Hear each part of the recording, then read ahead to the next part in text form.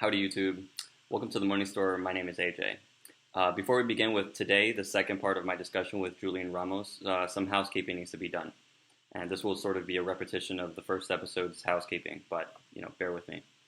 Thank you all. Thank you to all who have subscribed so far and or sent messages of support. It makes me all the more excited to put more useful and informative content out there in the future. Be sure to like this video, subscribe to the channel, and leave any comments in the forms of questions, ideas for future videos, requests, etc. Doing these things helps us convince YouTube's algorithm that the conversations being had here are legitimate and appreciated. Doing these things is free, and you can always change your mind later. I'm especially excited for today's video. This is part 2 of my long-form discussion with my good friend Julian Ramos. The whole discussion was 2.5 hours in length, so it was split in two. Again, this is part 2. Julian is another young adult ex-LLDM that I met through social media last summer and has since then become an appreciated voice online for folks that have left the cult. I will note that what is especially unique and important about this interview is that this is Julian's first time revealing his identity, his face, his voice. I commend him for his bravery and appreciate his time with us. As said before, I just know that I'm going to love creating more discussions and interviews like this, as Julian has set the bar pretty high for how these discussions should go. Again, this is part 2, so be sure to listen to part 1 as well. So with that out of the way, I again bring you Julian Ramos. Say that one of the things that I've learned from you in this call so far is how you've pointed out that Samuel Joaquin Flores' death and the sort of the shaking of that and the shaking of the faith and so on, that in some ways sort of prepared some members for this sort of situation, and it prepared them negatively in that it sort of sunk them more into the organization. So Samuel Joaquin Flores died, and you had you mentioned, I'm not too sure if this was prior to the recording or during the recording, but you had mentioned that Samuel Joaquin Flores died, the dude who holds the keys to heaven, and so you were worried about your own salvation, and a lot of people were in distress at that point. Yeah. Right. Yes. And so then in the minds of the LLDM member, it's like, okay, well, Samuel's gone. Okay, Nason is here. Nason. Not only is he here, but the message that was given to Nason was that this church was going to grow unimaginably beyond your imagination. This church was going to grow. This church was going to grow. But of course, the challenges are going to come. In the mind of the LLDM member, this is the challenge, and so they're sort of trying to stay stuck to the rug while it's being dusted by God, for non-believers like us. And that sort of shaking way back then is connected to this right now. In another way, it also, but from the view of the person outside of La Luz del Mundo, it shows how silly this doctrine is around the apostle, whoever the apostle is at whatever moment. Yeah. Nason comes in, and guess what? I'm sorry, but when it comes down to reading the civil case against Nason and the criminal cases against him, he was already doing bullshit prior to being the apostle.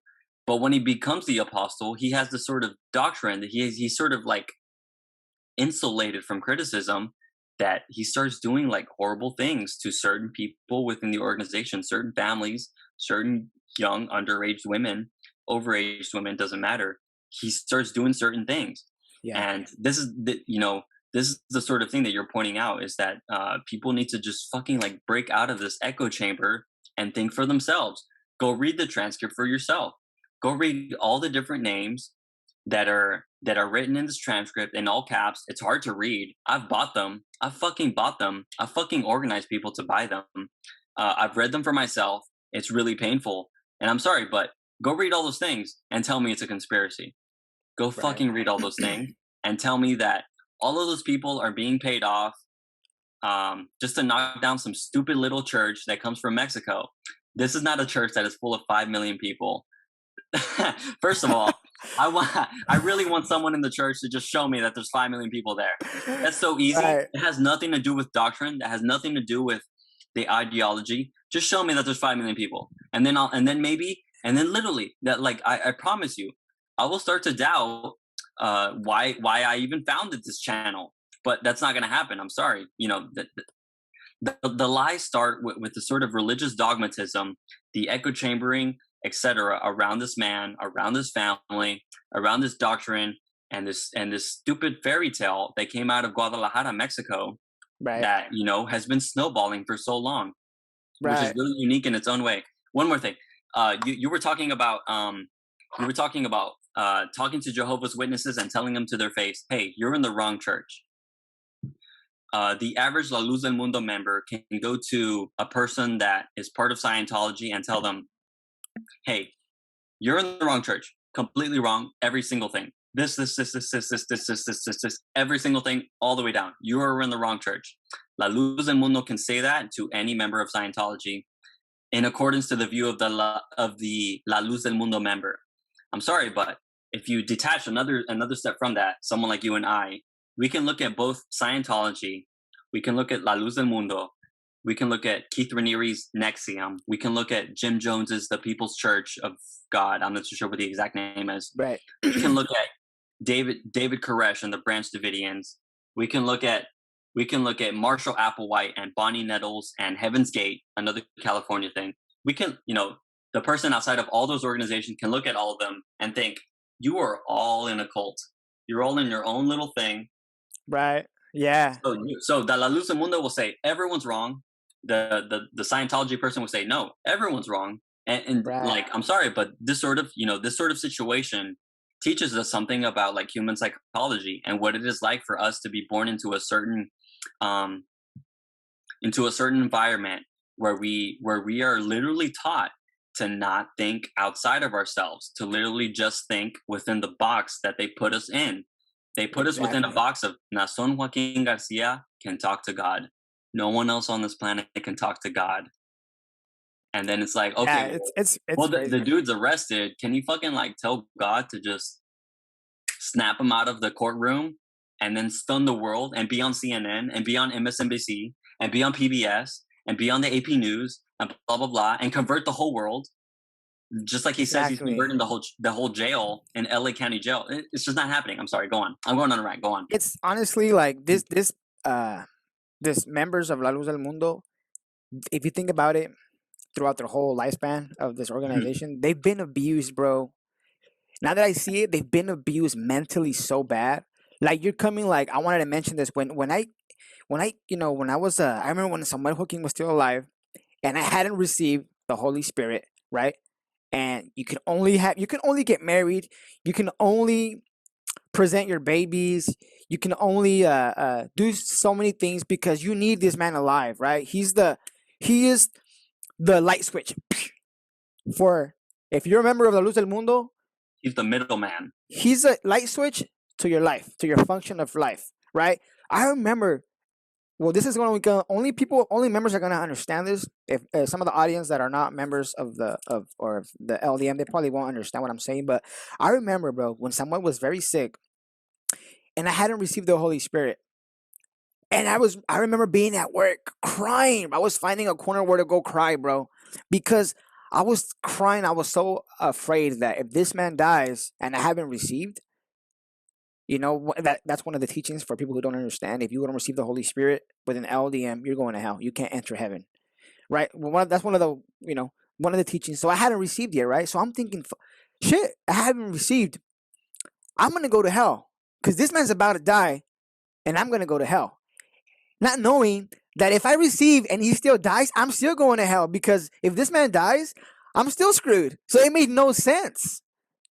These people, and this is why it's mental abuse. They live their day-to-day life knowing that if Nason trips and cracks his neck, bro, there goes your salvation. They're not only them, but the whole world. Mm-hmm. Now, this is why now I'm beginning to understand why they'll believe that it's a conspiracy, because they've been indoctrinated to believe everything that I just said of this man, that if he trips and falls and dies, the whole world's going to hell. Believing that it's a conspiracy is like this, the size of this. They'll believe it, bro, because they've been abused mentally for like almost 100 years. So it kind of rolls into like this whole psychological, what do we believe? Is it a conspiracy? If they believe that the world's going to hell if this man just dies one day from a heart attack. If they'll believe that, think about it, bro. What won't they believe? And it's like, it's just the mental abuse of that. This, I don't want to call it faith, because that's not what they have. Is not faith. It's just an idea. I mean, I wish I had a more a better word to say it, you know. And for the Mm-hmm. audience too, bro, I want to say this out right now. I know I'm cussing and we're cussing, and probably the members who watch this are probably people who like, oh no, they're cussing, so they're lying. They're gonna think that, bro. And I'm sorry, but I want to say this out right now. I was always told, like, people who get out of church is because they want to go and live in the world and cuss, and I'm like, bro, they want to go fornicate, you know. Sorry, I'm saying all these words, but they want to go do drugs. They want to go live this kind of lifestyle. And I'm like, bro, they already live that lifestyle in the church. You don't have to leave to do that. We all know this. The youth knows this. Like, bro, it's just, you know. And I'm not trying to talk smack, but it's like, why would someone leave when you could already do it within the church? You know. So I'm sorry. Mm-hmm. Don't just disregard this video just because we're cussing here and there. Like this. No, I'm not from the devil. I'm not just, you know. Uh, um, Yeah, you know, I'm still and waiting for I'm my. saying this Uh-huh. because I know what's gonna happen in the minds of the people who are still within the church and they're 1 foot in, 1 foot out. You know, I used to be that person, bro. That, oh no, he just cussed, so he can't be right. He just cussed. I heard him cuss. You Mm-hmm. know, that was me, bro. That I remember when I was already like decided to leave the church. I remember one time I messed up my finger, and I was thinking, damn, did this happen to me? I would think that these little things were happening to me because it was God punishing me, bro. Any little thing that would happen to me, I can't find my keys. Fuck, it's because I'm leaving the church. It's the gaslighting. Everything's going wrong because I left the church. And it's not, dude. And that's something psychological that happens for members. I went through it, bro. You know what I mean? So Yeah. that's kind of one of the things also that, you know, they're gonna go through, or I went through when I decided to you know, when I left the church. But anyways, going back to the beginning, what you asked me, that how was it when I first left? Because I totally ranted off right now, right? I Now remember go for it. I I welcome it. stopped I off think where, this is wonderful. Yeah. when I found out the news. Oh yeah, I left off when I confronted Alondra Campos' brother, right? When this pastor lied to my mother-in-law, and I didn't buy it, so I wanted to confront. I wish I would have done it when he was there. I wish he told me, bro. I would have gone to that reunion youth and gone off in front of everybody. You know, Samuel Gray, you know, pastor. Okay, well, what's up with this? Why is this? Well, I know you, that's called perjury, pastor. You can't do that in the court of law. You can lie to my mother-in-law and make her buy this your whole story because she's not aware of the criminal laws or whatever. But I know you can't. You know, that's perjury. You can't do that. So what's the explanation? I wish she would have told me. She didn't. So I went to Alondra Ocampo's brother in Visalia, and it was kind of hard, you know, because that's her sister. And this man, honestly, I want to say, I think he's obviously he's wrong. His beliefs are just twisted. Everything's, you know, these people have been abused, right? He's a victim as well. I want to believe he's a victim of this whole lie. This man, I remember him telling me, like, Julian, he gave me a letter, right? He gave me a letter of Nason Joaquin, which, if it was even a letter, it was probably written down by the pastors. He's like, read this letter, Julian. So I read it. He's like, how do you feel now? Do you still how do you feel now? Asking me like if I still believe. You know, he thought I was gonna come back to praying and being a good, you know, a good little servant. And I'm like, okay. And he was like, do you believe in the apostle? And I'm like, and I thought back in that time, I told him, yes, I believe in this man, but explain to me why this is happening too. You know, because okay, yeah, okay, I believe what he's been teaching me for the longest times, right? Mm-hmm. Because and I was still going through a transition, but there has to be an explanation to this legally. Mm-hmm. That's perjury. You can't do that. You explain to me what happened. You know, I had all these questions, and he never got back to me, bro. We're talking a church who you're supposed to go after, the take care of the flock, and if a member, you know, they teach about love, about caring for the community of the church. Bro, they left me, bro. He didn't come after me to help me, because he couldn't. He didn't have the answers, and I told him, make me a meeting with the pastors. I'll get to the bottom of it. If you can't answer me, then go to the deacon. If you can't answer me, I'll go to the pastor, because that's the order in the church, right? If the ministro can't fix the problem, then they go to the supervisor or the deacon, and then they just go up the ladder. But nothing, bro. Nothing. Nothing. And, he told me, he's like, I know my sister. She would never do this and that. And I wish I could talk to him right now and tell him, or ask him, how do you feel like now that your sister just flipped it and now she's admitting to all the crimes, the underground dungeons? It's just a crazy story. And probably people are like, what, underground dungeons? Like, yes, this is crazy. This is, it's a trip. It's scary. A lot of stuff has happened. Even like, I don't want to talk too much upon it, but murder has happened. A lot of red flags, which is we should maybe talk about next. All the red flags that should make any normal person, the healthiest, any normal person should just, what, something is wrong. Look how many red flags you should question something. The fact that you're not is a clear sign that something is wrong. Clearly. You know what I mean? And then after that, bro, I that's when I the fact that how everything was just fishy, to me it was, like I said, I believe in what I understand. Truth, for all the people who want truth within the church, something that I learned, truth is not told. Truth is learned. You got to go out and learn it. You can't wait for someone to tell you the truth. For who was watching this video, don't believe me. You do your investigations. I want you to. I don't expect you to just believe me. Yeah. Go and do what I did. Go and do what AJ did. That's the only way. Go find the links, man. Truth ain't told. It's learned. We're just kind of doing like a little just to kind of encourage people to go do it.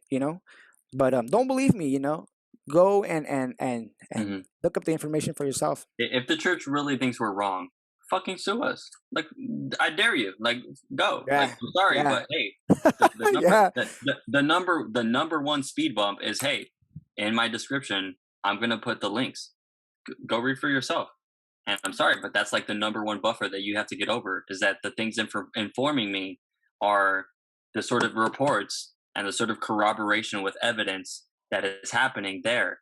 One way that I'm not too sure if we're I don't think it's interesting to sort of get into like what the sort of religious beliefs are now post LLDM, but for myself, one of the ways that for myself right now, the way I describe and define faith is the ability, the willingness to believe extraordinary things on insufficient evidence.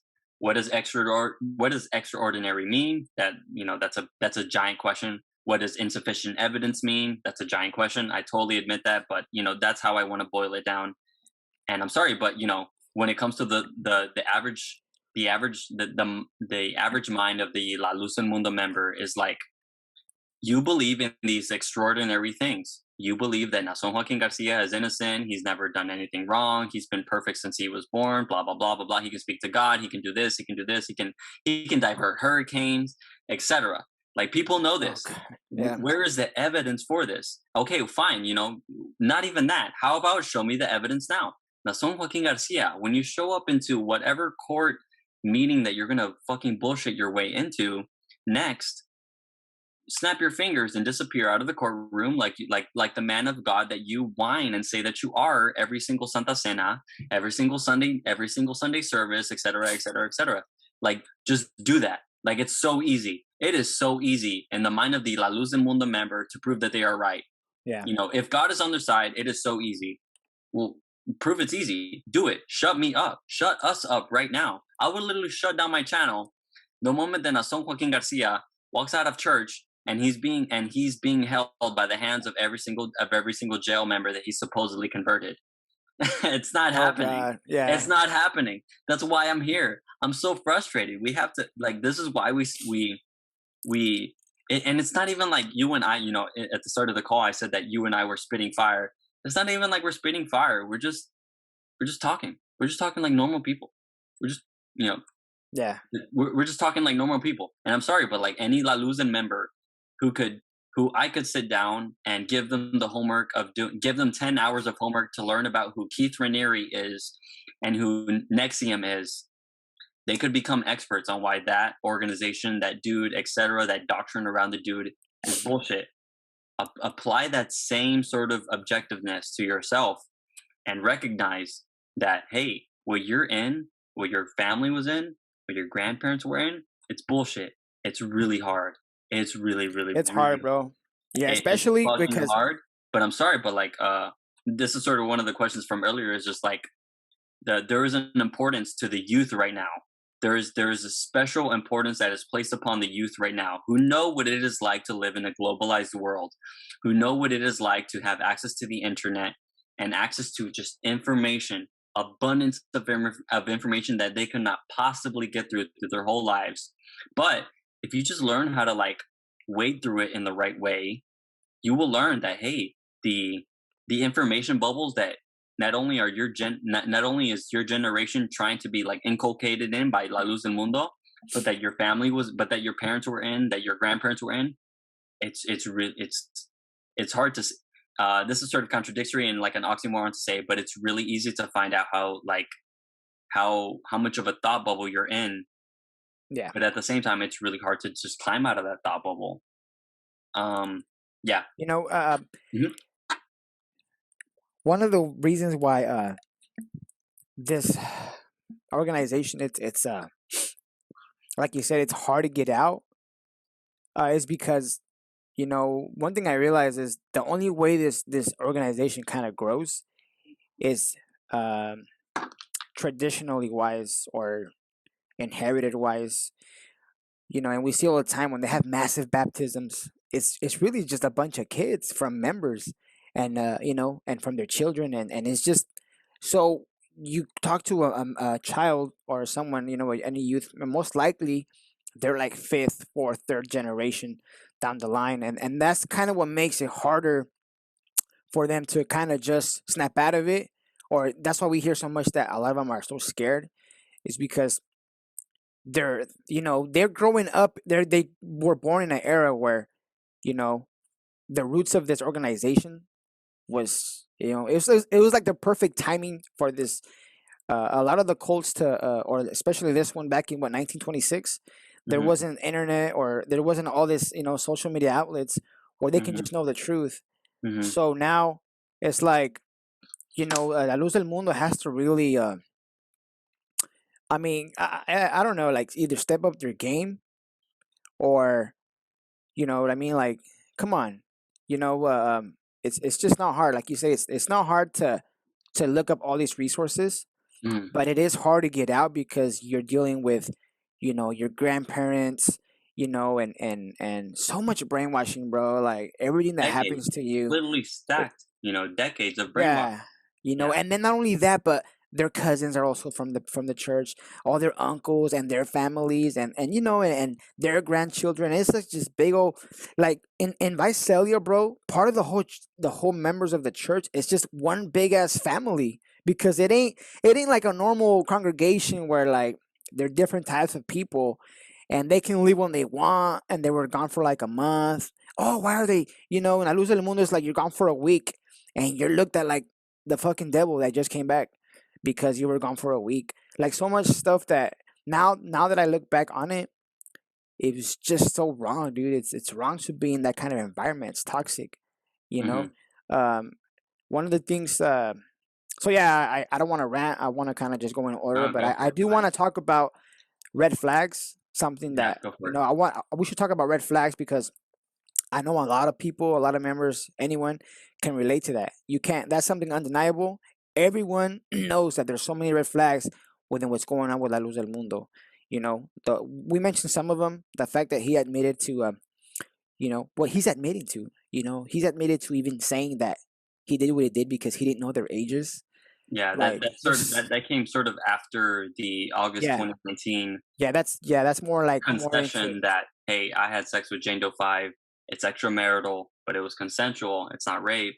But still, like, I'm sorry, but like you admitted to such a yeah, thing. Why yeah. He why was this screwed. person in this proximity to you, to the point that you can't like, untangle yourself from the fact that, yeah, you were doing something with this person.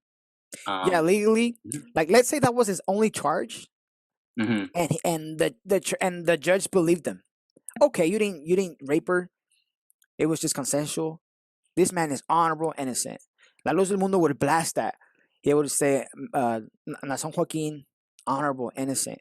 You're innocent legally, but in terms of what you preach, you're not who you are, because you're still fornicated with a different person. So regardless of how you want to look at it, you're still not who you say you are. mhm, And that's when you go back to the pastor saying, "Oh, but it was just a strategy."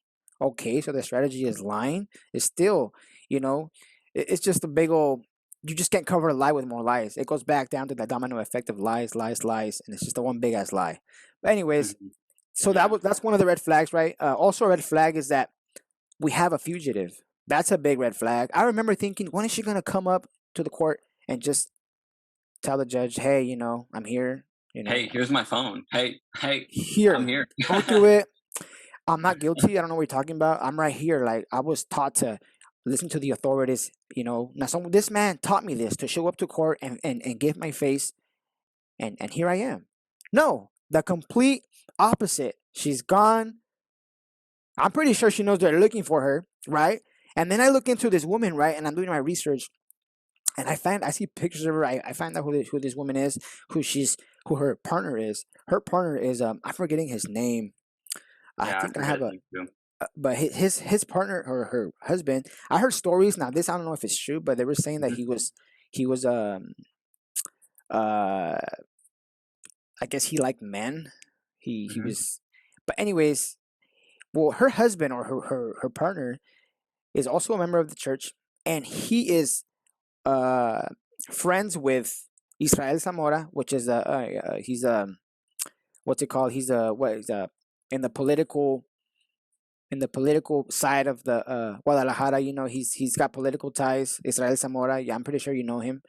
He's yeah, part of the, I want to say, PRI, or the PAN, or whatever, in Mexico. yeah, So this fugitive's husband is friends with a person in the politic world in Mexico. With, I'm pretty sure he has some sort of power or something within the whole political community in Mexico, or whatever. But this fugitive's husband is involved with these people of political power, and it's like they can't find her. So I'm thinking, this woman found out they're looking for her. Who did she run to, bro? Who's helping her? It's not like, her husband doesn't know where she's at. You know what I mean? They could. I'm pretty sure they've contacted her husband, and they asked him, "Hey, where's your wife?" I don't know. I haven't. I'm pretty sure, and that's probably what he did. And then it's like, dude, like, I'm like, come on, you know where she's at, and then knowing who your political friends are, Israel Zamora. This man is fucking. I mean, they love to blast him off, like, "Oh yeah, he's from the church, and look at him, he's in the political world, and blah blah blah blah." Yeah, but did you yeah, also know that he's fucking best friends with the fugitive's husband? That's fucking mind blowing, bro. Like, what the hell? yeah, So that was another big ass red flag. Another red flag was that I don't know if we should talk about this. You can probably clip it off if you want, but Sibia yeah, for Orozco, sure. right? Sibia Mhm, Orozco, she was assassinated. Uh, this woman, Sibia Orozco, is another big red flag for me. She before she was assassinated, mhm. there was in social media, there was going around rumors that she was uh Silem Garcia's you know partner, Mistress, or yeah, extramarital person, right. And this was extramarital before she partner. was Yeah, assassinated, right? There was all these things going around, and I was like, who is this woman, and why are they saying this about her? So I was doing my research. I went into her Instagram account, bro, and she had all these pictures, all these postings, this woman who was assassinated, posting stuff like the truth will prevail, just all this stuff, like, about the lies and the truth, like signs of that she knows yeah, what's going on with this whole bullshit ass story with La Luz del Mundo, and like she knows the truth and she wanted to talk. And yeah, if you go down to her, maybe we can find the links to her Instagram account, but you can see all her postings, and she's giving like signs that she wants to talk. And the next thing you know, bro, she's assassinated in in Guadalajara, like in the literally Guadalajara across the provincia, street from fucking Provincia, right there. a block away from the headquarters of the church, literally a block away from either of Yeah. my grandma's house. So just for the audience, I want to clarify that Sibia Orozco is a woman who was a member of the church, and her family was a member were members of the church. And on in some, I think it was, according to, I'm looking at my calendar, and this was like November. I think it was November 10th, 2020. Yeah. So I know it was election night. It was election night in the U.S., but that was the same night. It was a Tuesday night when Sibia Orozco was murdered in her home in Hermosa Provincia in Guadalajara, November 10th, 2020. 10th may be a different number, but I'm pretty sure it was that night. I'm pretty sure it was November 10th. So why is that interesting? It's because, like Julian was pointing out, was that on Sibia Orozco's previous like social media postings, she was sort of presenting things that could be read in hindsight right now as sort of dissenting, dissenting views towards the organization, dissenting views towards like the powers that be, and so on. So that night in like the afternoon, like 8, 9 p.m., 10 p.m., somewhere there, and somewhere in the evening, somewhere in the afternoon, there was at least a van or two vans that pulled up, shoved in her home, and they shot her. They asked who was Sibia, and they found her and they killed her in her home.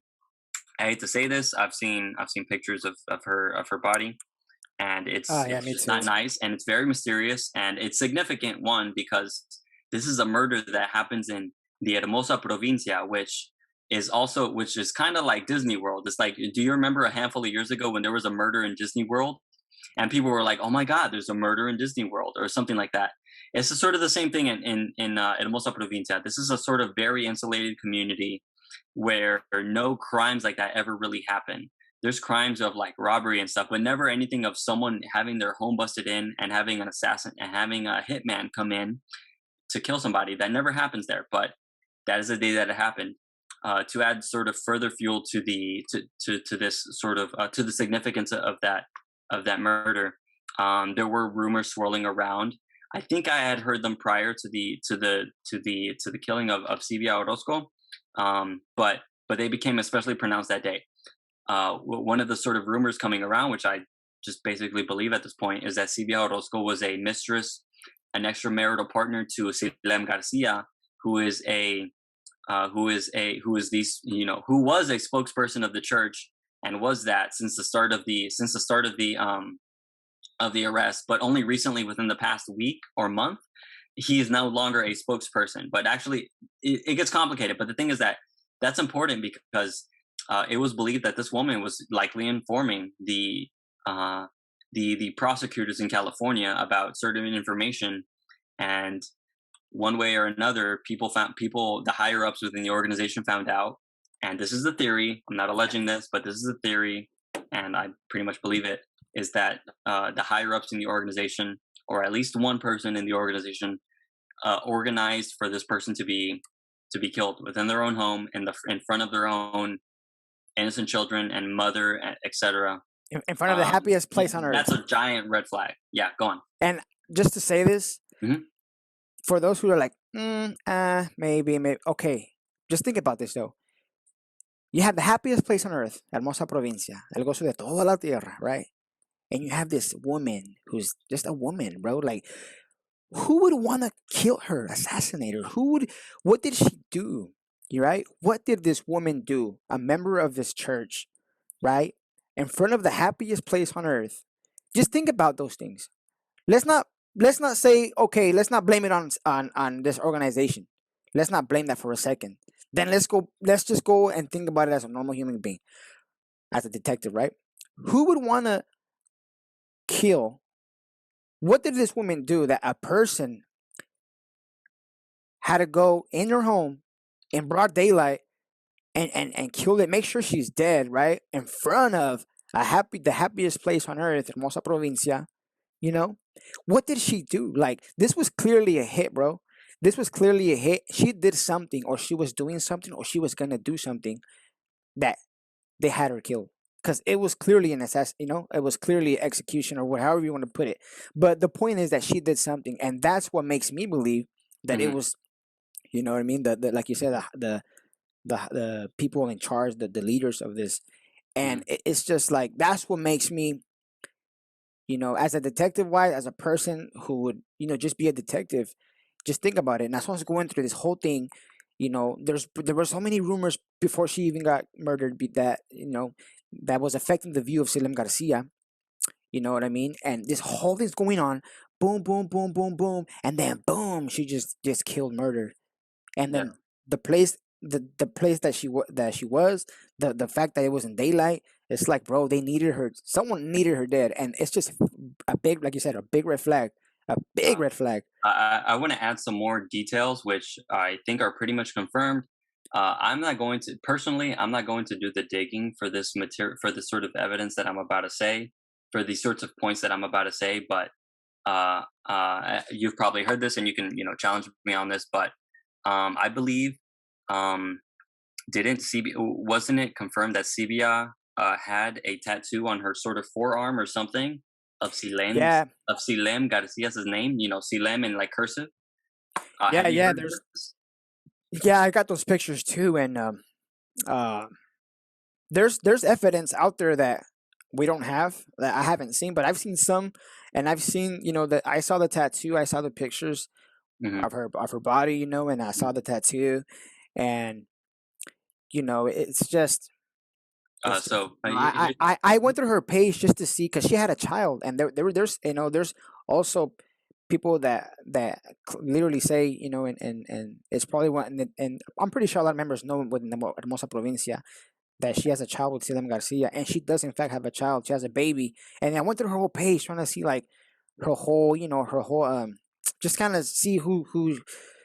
Not that I'm stalking her, but I'm yeah, trying to yeah, see yeah, like who her yeah. dad is, who the dad of the child is, and there's no daddy, there's no one there. And I was going through her page right now, and all her postings are dealing with like for example, there's one where she says that she'll like she's like she accepts the consequences, like if she kind of knew who she was getting involved with. She literally posts stuff like that, like I'm down to, like I'm down, like if she's kind of being a rebel within her church, thinking of her mind, because she's posting stuff like por qué callar sin así gritando. You know, there's one where she Hmm. puts tarde o temprano, you know, look, like she put me gustas, I'm gonna say it in English, I like you, like to receive all, like to, you know, accept the consequences, pretty much saying like, if like I'm down, you know, well, what about this, what about the consequences, yeah, but I'm down, like I kind of I'll deal with it later. She literally made that posting. um it's just, if you go through her page, Yeah. there's just a lot of stuff that's very fishy, you know. Here's another thing that's fishy that I'd like to mention, which, you know, I don't have a Facebook. I haven't been on Facebook for like over 5 years. But Yeah, I want to say that one of the other things that I believe that was swirling around at the time, and at this point, like it's pretty much true. But one of the things was that Silem Garcia had a zoomed in picture of the tattoo that right. Sibia had on her arm. You know, from Silem Garcia's Facebook, I think it was Facebook Yeah, you know, from his Facebook's profile, you could see a picture very, you know, very zoomed in, square yeah, and it says Silem. of the tattoo in cursive, and it has like filters on it. It doesn't look like it's a tattoo on skin. It just kind of looks like it's ink on paper, you know. Yeah, but But but you could, it it's looks, on, but it was on there. And I'm yeah. sorry, but you know, like you're saying, you know, not only is that a red flag, that's like a gigantic like red flag.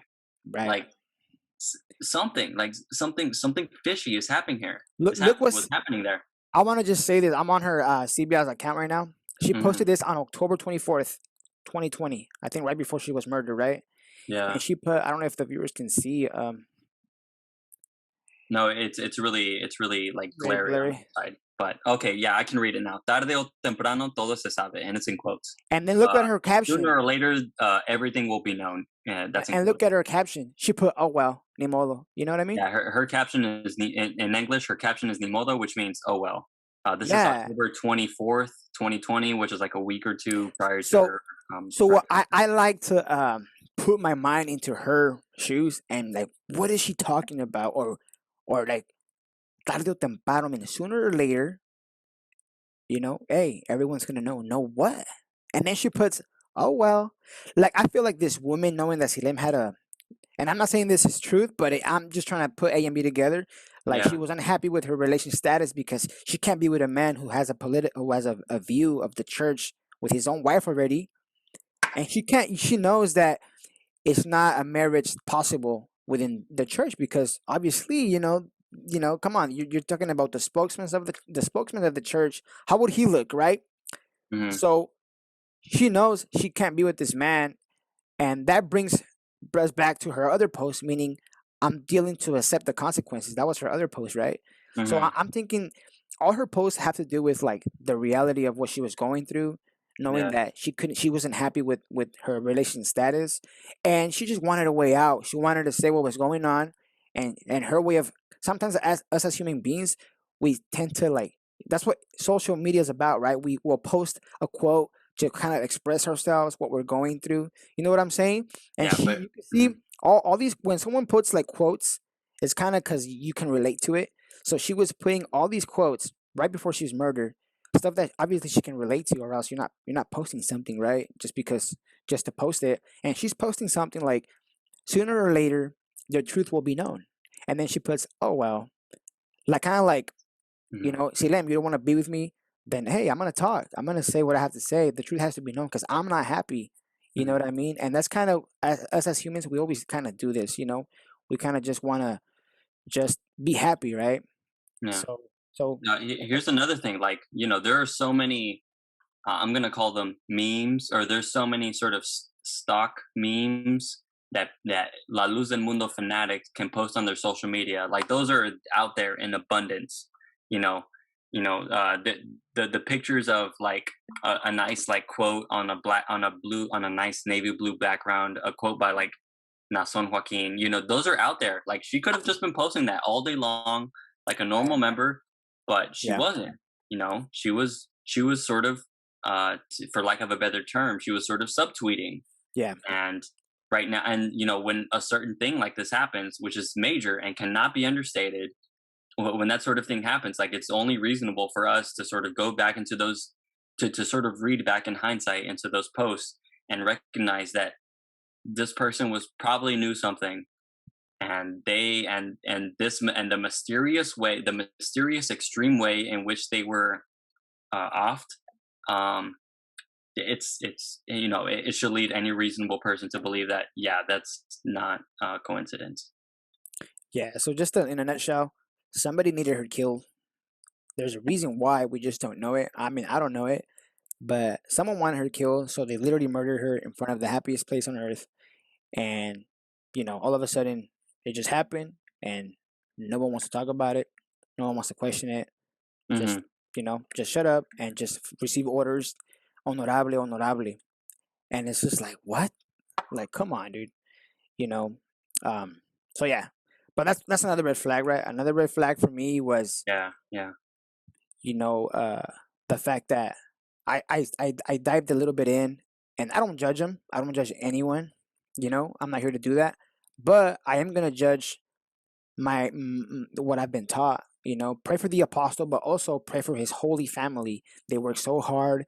They're an example to every single one of us. And then Adoraim, not to judge him. I mean, I have a criminal background. I'm just being real. But Adoraim Joaquin, this guy DUI. You know what I mean? Like, this guy's out here drinking in Long Beach. I believe it's Long Beach. You can look up and maybe if Hmm. we can find the link also to post it, right? But this guy's Just over so, here. yeah, go on. He's driving. He's driving the son of the apostle. The person who probably, good night, dad. The man on earth, the savior of the world. I want to say these things not to make fun of it, but just kind of paint a vivid picture of what this guy's life's about. Right, the person who literally had he took the Santa Cena when in 2020. Was it him? Let me recap right now. So Adoraim Joaquin is the only male son, the only Okay. male kid of Nason Joaquin Garcia, Yeah. and that's significant because within the organization, it's always like there's a sort of spiritual lineage, whatever. So Sorry, yeah, so I should have, yeah, I yeah, should have so not gone all crazy. yeah, But let me say this really quickly. So Samuel Joaquin Garcia was the second apostle and was the apostle prior to Nason. Nason is one of Samuel's sons, and then okay, so Nason is the apostle. How many sons? You know, what are the children of Nason like? Well, the children of Nason there's two women. I don't know their names, but there's one male, and the one male is Adoraim Joaquin, and I believe he's my age. He's like 26. I'm 26. He's somewhere there in his mid 20s right now. yeah, That's significant because if for some reason Nason dies in jail, you know, it for, you know, through the pattern, it would be, you know, it would make sense for Adoraim to be the next apostle. Adoraim is the only son, and basically Nason Joaquin was arrested in June 2019. In June 2019, no, I'm sorry, in August 2019, Adoraim was one of the persons who jointly carried out the Santa Cena, which is super duper important, and we can get into that. And he had a terrible performance. He had a terrible performance at this thing, and it's really embarrassing. And you can kind of just know that this dude was caught on the back foot, where he's like, "Oh shit, my dad's like arrested on pedophilic charges, and now I'm this sort of, for lack of a better term, just sort of the next person who's expected to be in the apostleship throne, and he's doing badly." But what you're referring to, you know, to rewind a little more, is what you're referring to is that he was arrested on like I think it was that driving same while year. intoxicated charges, driving while drunk, something like that. I'm not too sure what exactly it is. Did this happen in February 2018, which was around the time of which is around the time when the Santa Cena was held in the United States in San Bernardino. Right. And so I think it was like a week before or a week after. But basically, the son of the apostle was caught like drunk driving out and there. yeah, exactly. He's And now drunk driving. Yeah. right, and the reason why I bring this out is because it's a way for us to kind of realize or see or visualize the reality that this family is not what they told us that it was. You know, the royal family. Pray for them because they're the example for the whole church. And every single prayer, that one of their prayers every single day, 3 times a day, is pray for Nason Joaquin's family because they're an example for us. They're the royal family, and you know, whatever, right?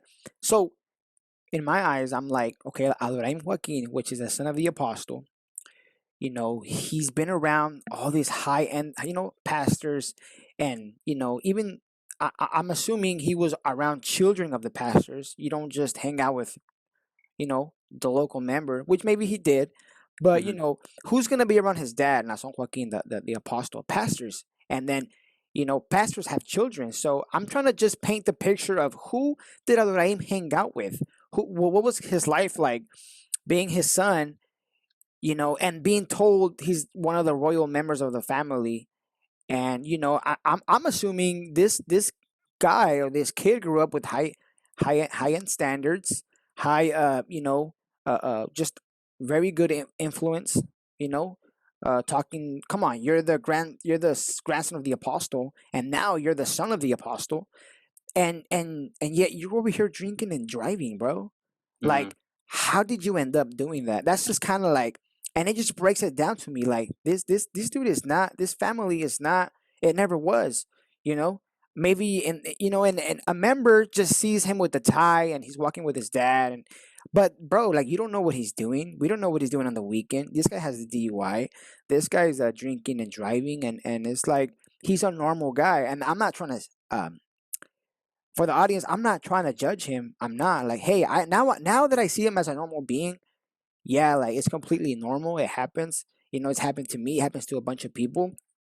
But I bring it up because we were told that they're the royal family, you know, and it's important for a member, for a congregation point of view, is because we're over here thinking that he's hardworking, you know, probably taking prayers. You're the son of the apostle. 24/7. This dude is waking up at 4 a.m. every single day. Reading the Bible, studying Salmos, taking capítulos, and he's doing all this stuff.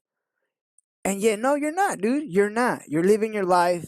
You're young. Yay, why not? Whatever. I don't judge that. But don't play someone you're not. You know what I mean? Don't. And it's just what it comes down to, just a bunch of red flags. And it helps us see the reality of this family. It's not what they taught, what we were taught they were. You know, there's so many pictures of them in planes, and they always in vacation. This, I remember when I was young, bro. This was when I was a still full blown member. I would always get like um how do I put this, like little glitches, if I want to put like a glitch of like the reality would, like, so many, like throughout my whole life in this church, I would Yeah. always have a glitch that something was trying to wake me up. Like I would Yeah. run through this guy's Instagram, and I would see him all over the world, and I'm like, bro, like, you know, when is he gonna get into church? When is he gonna like, hey, you know, they have me making tamales. They have me, hey, being yelled at because I didn't study a capítulo for the Sunday service or whatever, or Mhm. whatever, you know. And this kid is over here across the world in Egypt.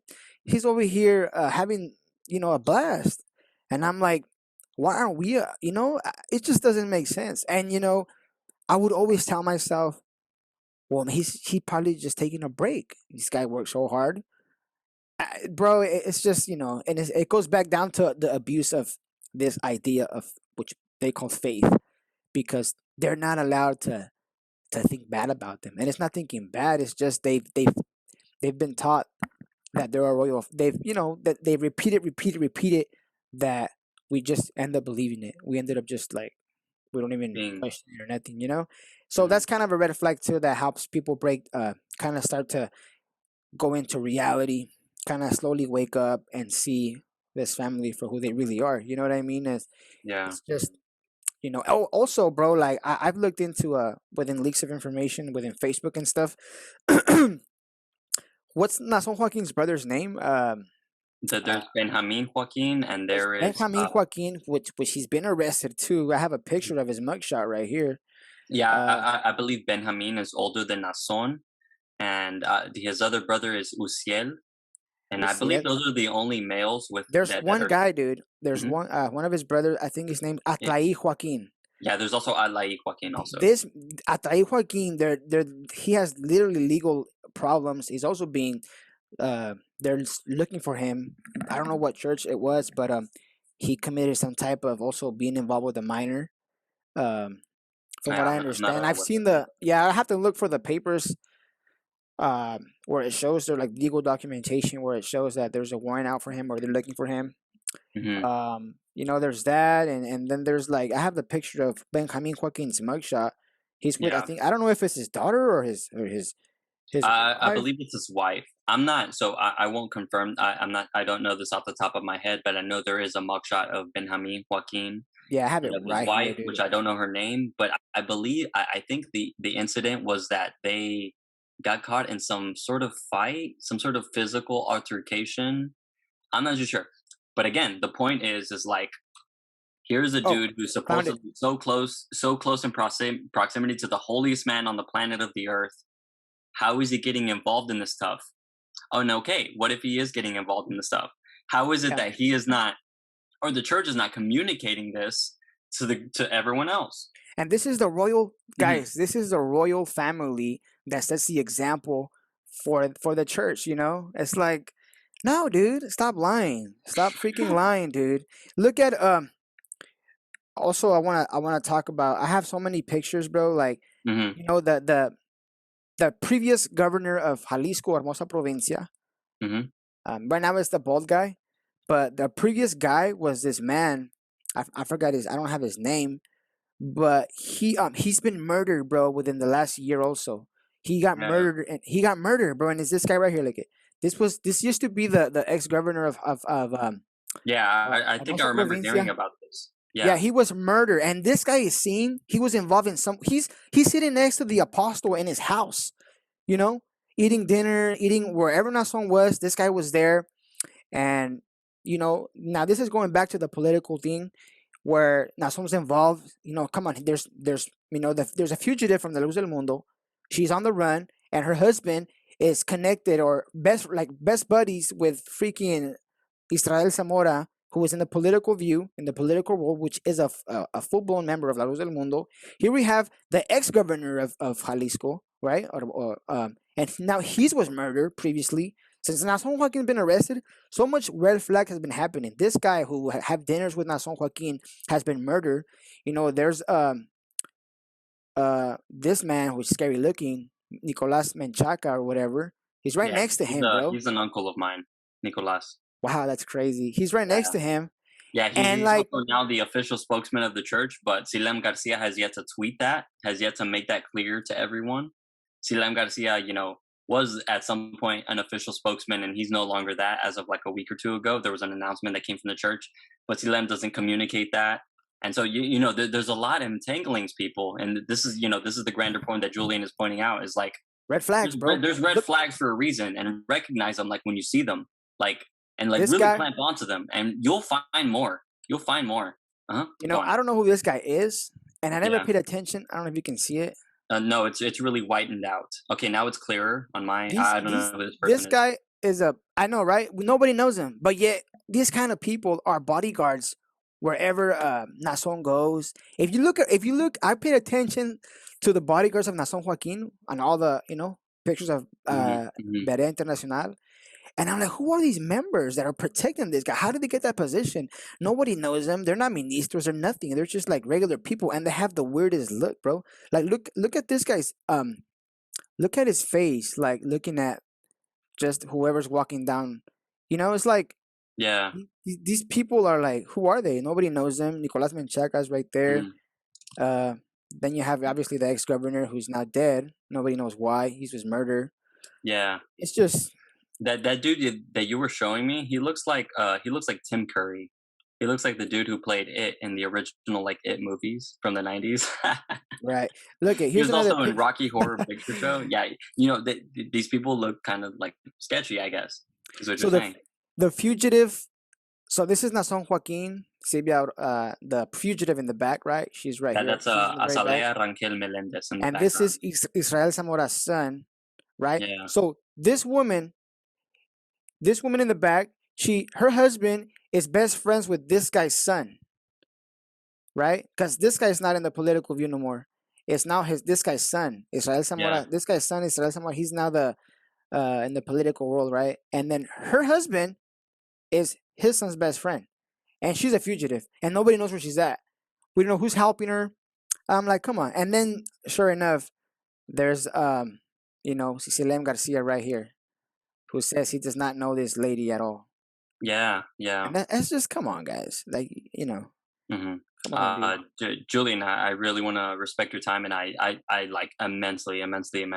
I myself like super duper immensely appreciate your time, and I'm so grateful that I've finally gotten to meet you in this certain way. I'm not too sure how much like time you have left. I'm not too sure how much you want to.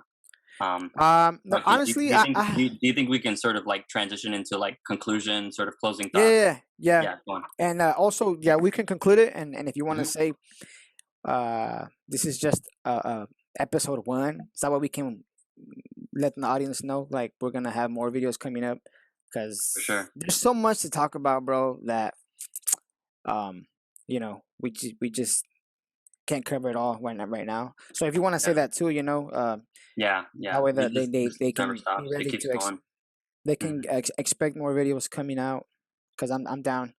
But go for it. But basically, so just give me a second to like look through all of this. But I think we've covered a lot.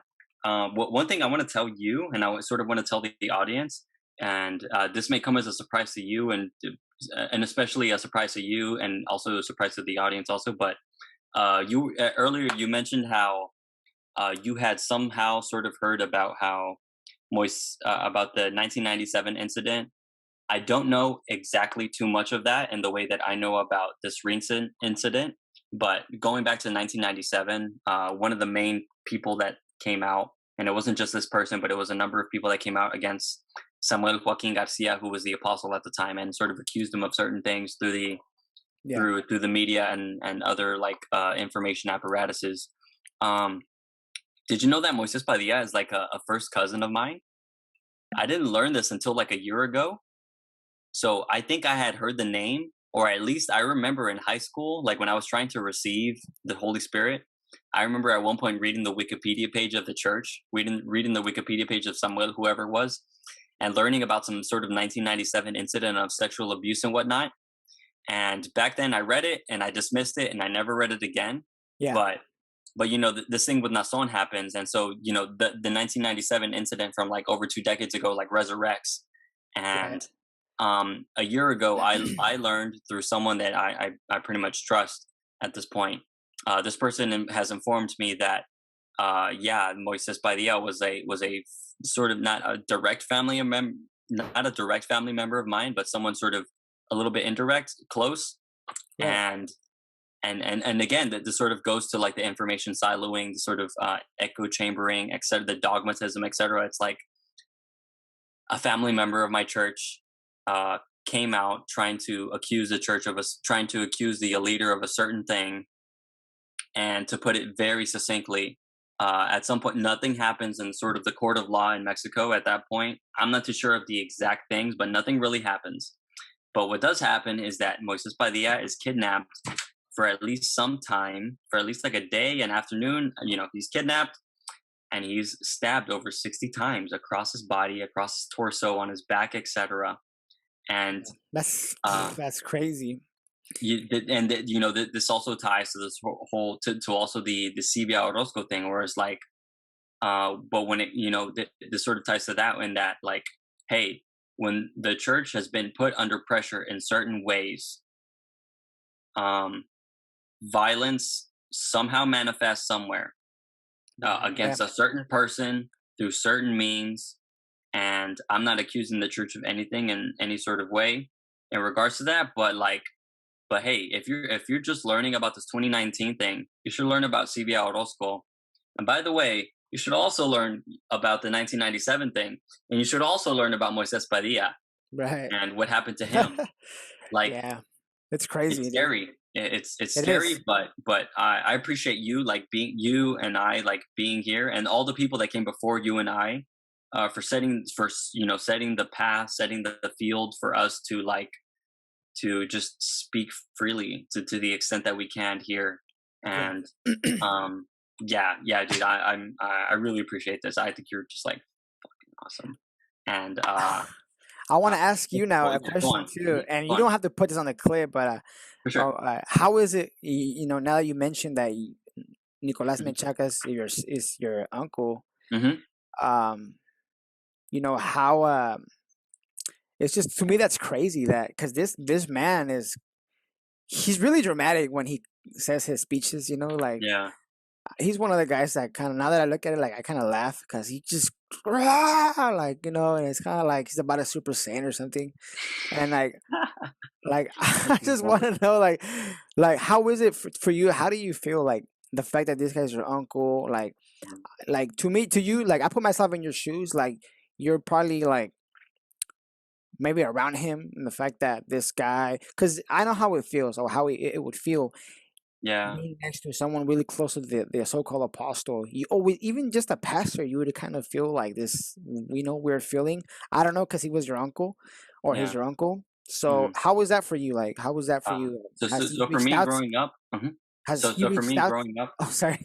Go on. Has he, like, did he reach out to you? Did he try to talk to you, like, convince you, or anybody, like, hey, what are you doing, or why are you doing this, or no, you know what I mean? Like, I don't know. I'm just kind of like, me also. There was nothing like, Julian, we love you. Like, no, you're doubting. Bye. And that was the So did they reach out to you, or kind of like care for you? Yeah. So for me, Nicolas Menchaca, I always sort of knew him growing up, and I knew that he was sort of part of some sort of higher ups. He was a sort of like missionary in my head. Me as a teenager, me as whatever, at whatever age. And then, I've had like dinner with this dude. I've hugged this dude, and I've met him in Houston, and I've met him in Guadalajara. And I'm like, hey, you're a family member. And, I'd give him a hug, and, he'd say a funny joke or something. And, we just talk, sort of, banter between an adult man over here doing his thing and me, a teenager or whatever. There was a sort of dynamic. Yeah. And that's kind of it. Like, I never made anything of it. But now, But now seeing how this whole like saga is unfolding, and then learning, oh hey, by the way, Moises Padilla was a first cousin of yours or something like that. And it's like, oh wow, like I knew all these things about this person, but now it turns out that this person was somewhat related to me. And then now it turns out that no one in my family was ever telling me about this incident, and informing me in some sort of objective way about it. And now it turns out that some sort of similar allegations are coming back to bite this Yeah. organization in the butt, but at a much larger extent, and not in Mexico, and it's happening in the U.S. Um, that also leads me down the road of just trying to trying to dismantle this idea of who Nicolas Menchaca was in my head. And I was like, Nicolas Menchaca was just this sort of kind of distant member in my family who was very respectable because he's part of the church and he's close to the apostles, blah blah blah. And him and that side of my family goes back, rather far into the church's history. But yeah, Nicolas Menchaca has never reached out to me. He is some sort of official spokesperson of the church right now. Silem Garcia is not communicating that to his gigantic audience on Twitter, like just like the coward and like the smoky like swine that he is, the slime that he is. Oh Uh, God, yeah, that guy is it, just it terrible. it's weird for me on my end to sort of dismantle all that and think back on all these weird moments in my life where I was like, wow, I could have questioned this thing, or wow, like it was all leading up to this. This is how we were all sort of put in our places, in our own sort of like ideological places. And now when Yeah, something like the arrest of Nason happens, certain things, certain fault lines like just exaggerate themselves. Um, it's weird. It's weird, but doing a channel like this and doing interviews with people like you and just spitting fire and spitting truth and having the malas conversaciones, like this helps a lot. Like oh this my helps me God, a lot yeah. in terms of just Bro, deprogramming and feeling better about just what I'm doing. Hmm. yeah, they manipulate that so bad. They Yeah, talk about las malas conversaciones, and it's like, it's just I don't want to dive in that can of worms, but yeah, it's just yeah, it's pretty bad.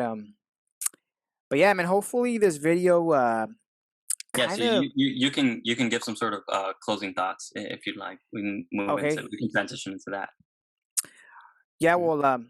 well, for people who are anyone who watches this video and they can relate, I'm pretty sure a lot of youth, hopefully a lot of youth can relate, English and English speaking youth, or even Spanish, But we kind of made this video with the hopes of reaching out to youth, especially us, that we're like, I mean, I'm not young, but I'm 29, but you're young. We're kind of like in the younger side, and hopefully we can reach some of the youth who have all these questions, because I know they do. We know they do. A lot of them have questions, but they're just too scared to speak. But hopefully we covered some key points to give them, like, make them think, like, what, it's okay for me, it's normal for me to think like this, because AJ freaking he fucking's going through it too. He went through it. I went through it. So hopefully it just makes them know that it's okay, dude. It's okay that you're doubting. Doubt, it's one of the most important doubt is like an important defense mechanism that we have in anything in life. If in your relationship, in buying a damn new car, in buying a house, it's good to doubt, because fuck, man, I'm buying a house, I see something wrong with the floor, like, bro, you don't just, nah, screw it, I'm just gonna buy it. Or this car it looks good, but it's got a little rattling, I'm gonna buy it. Like, it's okay to doubt, dude. It's important to doubt. It's the defense mechanism that we have. That's how you know you're right. That's how Yeah, it's a path to making sure that you're right. yeah, and Uh, that's important in all the in every life scenario, or however you want to put it in life. You have to always be sure how much important, if you're dealing with your salvation, right? So, yeah, I just hope it just, my main, in a nutshell, just, it's okay to have doubts. It's okay to be sure. It's okay to want to know more. Because that's something very heavy with the members, that they don't want them to doubt. They want them to just blindly just accept whatever they're being told. So if you're having doubts, it's okay. It's important. Good job. Fucking high five that you're but, doubting, dude. Because like you said earlier, Nason would say, understand what you believe. Well, exactly. go really understand what you believe. And Yeah. I'm sorry, but what you believe about the man who told you to understand what you believe, those are crazy ideas, and those are Exactly. ideas that are just as crazy and run parallel, and are just as silly and incomprehensible as the ideas that other people in other parts of the world have about their meditation guru. These are ideas that run parallel to the ideas that people have about Keith Raniere, about Marshall Applewhite, about Jim Jones. The list goes on. Like, break Yeah. yourself out of the bubble. That it is, one way I'm trying to say what you're saying. Yeah. So yeah, that's kind of what I wanted to say to kind of conclude any thoughts of mine, and because that's one big thing that I went through in the process of breaking out of this, this fucking whole, labyrinth of just lies and thoughts, and like, but my mom this, but my dad, and you're gonna go through all that stuff. You have to do it for yourself. Find sanity, find a space where you can lock in and just, it's not simple, but it can be so simple if you just go by, you know just common sense and just, you know uh logical reasoning with your own self, Yeah. because if you have to think like someone you're not, like a person's telling you how to think, then that is not cool. That is not a good sign. You're being controlled. Literally, you're being controlled. Don't do this. Don't do that. You're being controlled, dude. Like, no, it's okay. If he's innocent, if what me and AJ are saying is just bullshit, bro, then you'll know it's bullshit, and that's it. You know what I mean? It could be bullshit in 10 minutes. Like the moment we Yeah, talk, that's it could be bullshit. bro. It's I not could have gonna told to my minister, right? happen. To the pastores, the obispos. If it's guys, if it's a lie, then let me watch the damn news. I'm gonna know it's a lie. Let me do the research. Let me get the transcript. If it's bullshit, then it's bullshit. Why are you like attacking the lies if it's a lie? Yeah. I don't know. It's just ridiculous. But Hmm. yeah, man. Yeah, I think we can like wrap this up at this point. Julian, I just want to say this, like, me personally, and also like in front of the rest of the world, like, you're fucking awesome. I've learned things from you, and I remember hearing you doing interviews and not knowing it was you, and thinking, "Damn, this dude's on fire," and There's and bro. like learning, and then later learning it was you, and I was, two and two in together. I was like, "Duh," but then at the same point, I was just like, "Man, I'm like really thankful that there's people like you who are out there willing to show their face, spit the fire, have their voice out there, and put their sort of reputation on the line, and Yeah, shake certain people's views." yeah, And it sucks that it has to come down to this, yeah. But it's uh, important. but It's important. but that's the game that La Luz del Mundo is playing. And That's I the game that they have innocent people playing. They want them to.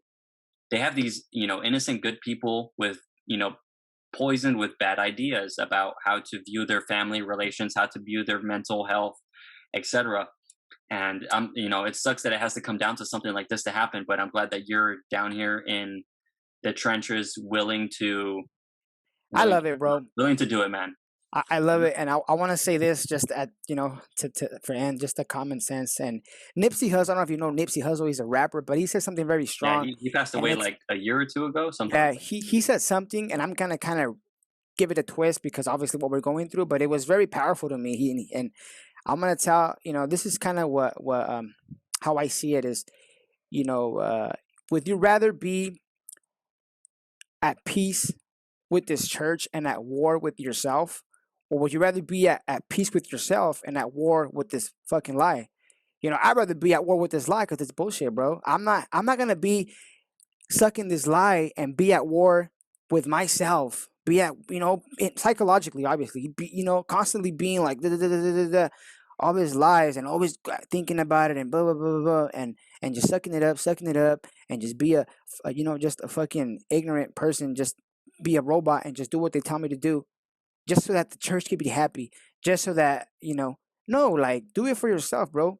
Be that. at Hmm. peace with yourself, and if you have to go to war with this lie, then so be it, dude. You know what I mean? That's just the right thing to do. Yeah, for sure. I want to add two more quotes, and this is something that I've said in like the introductory video. But one was like, is a quote by Majid Nawaz. He's a sort of like Islam reformist, to sort of put it lightly. He says, "No idea is above scrutiny, and no person is below dignity."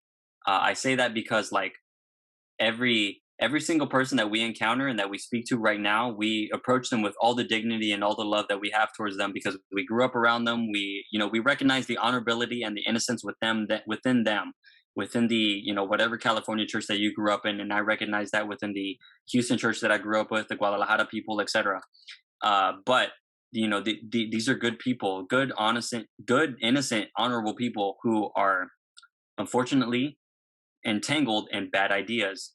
Those bad ideas should be absolutely put to the fire every single day, every single time. Not the people, we treat them with dignity, but their ideas, I'm sorry, some of them are just very stupid and bad, and we're here to tackle them because we recognize we recognize what good there is in those people. So that's one quote. Second quote, and like this sort of ties into the Nipsey Hussle thing, is like is a quote by Confucius is that I just love so much is we have two lives, and your second life begins when you recognize that no, you actually only have one.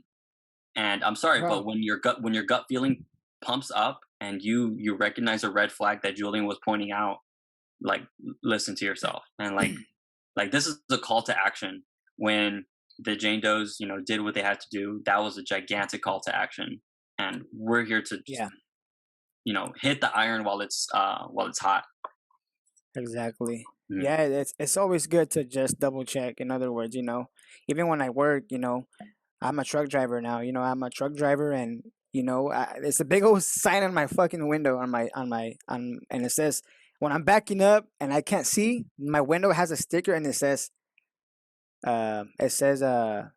get off and check. You know what I'm saying? So bro, do it. It applies to you'll notice as we grow up, that's what life is about. It's always double checking. That's how you don't want to be fucking 70 and then realize, fuck, it was a fucking lie. You know what I'm saying? That's pretty much what I'm trying to. Yeah. Julian, I love you. I think you're fucking awesome. I wish we could have done this in person and I could have given you like a hug and everything, but me myself, thank you too, bro. I super appreciate your time and your time away from your family and your own like the sort of mental stress that you have to go through the mental stress that you have to go through in order to deprogram and then sort of articulate these things for everyone else. Like I appreciate that so much. And, I love it, bro. Audience, like, appreciates this too. It's made me a stronger person mentally, bro. I love it. I love that. I love when I argue with my wife about it. Not that I love it, but it's like it just makes me right. Psychologically, bro. It made me so much aware of just a lot of things. Yeah, man. And thank you, bro. You motivated me, bro. Knowing that you make this video and your connection with your ties, not your ties, but your connection and how you're involved with this church. Nicolas Menchaca is your uncle, and shit like that. And you're talking about this. So honestly, you motivated me. Mm-hmm. So I wanted to say that out there. I wanted to put that out there. Okay. Well, I think we can wrap up now.